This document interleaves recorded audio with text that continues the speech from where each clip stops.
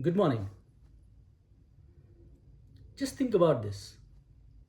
You've been offered a job in probably the best organization in your country. It's a technology based organization which is rapidly capturing market share, making money hand over fist, superbly appointed, well paying, with a number of freebies.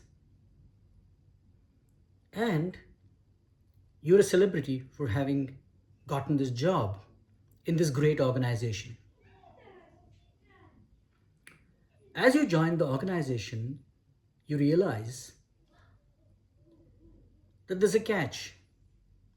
That is, you're under surveillance every minute. Every space in your organization is monitored by camera.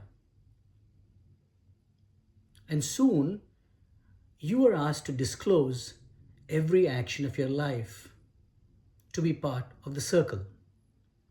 So this is a take from the classic 2018 novel by Dave Eggers.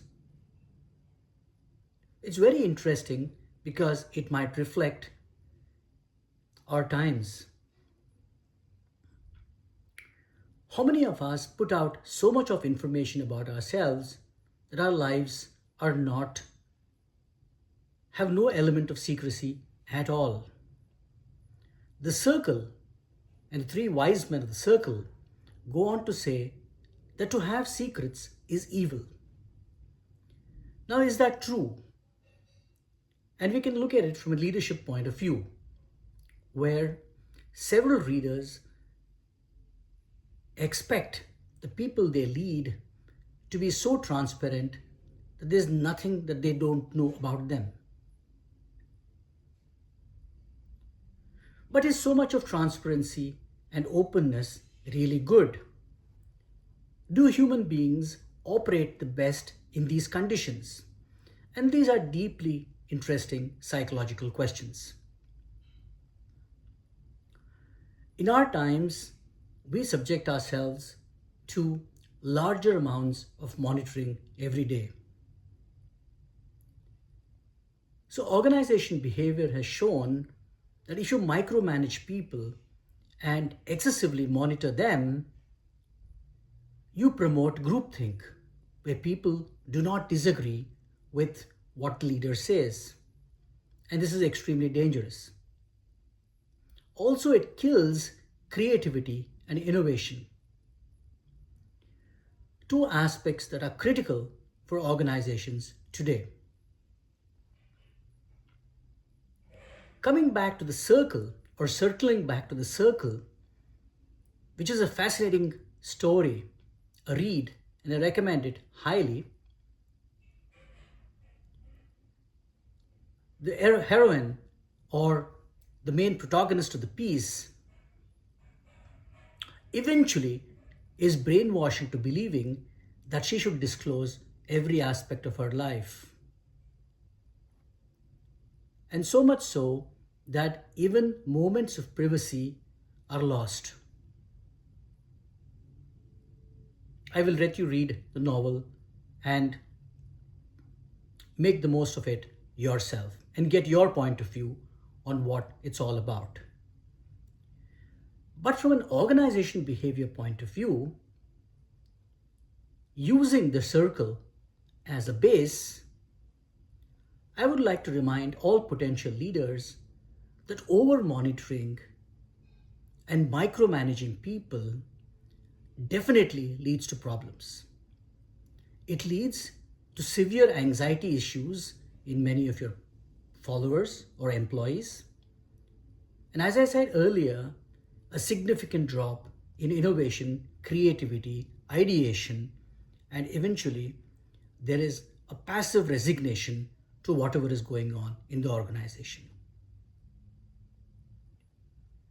We eventually find that those are the organizations that grow and prosper, that allow people to think freely and express their thoughts.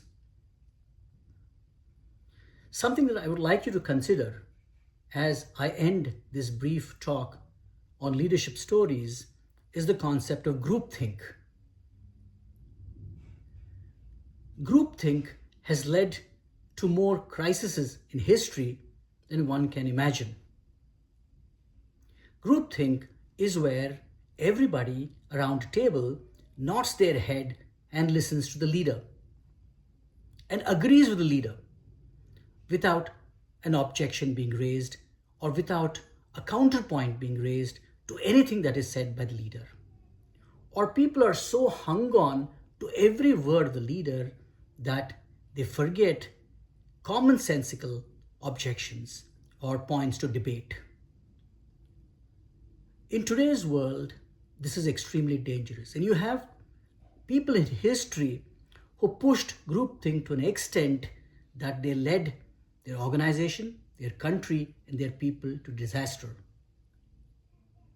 Some people you can think of are, of course, Mao Zedong, the Chinese, and the Great Leap Forward, where several millions of people died because of starvation and a human-created famine.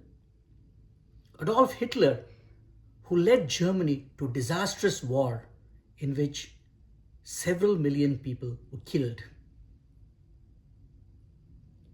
Joseph Stalin in the Soviet Union, who with his insecurities and inability to grapple with growing power,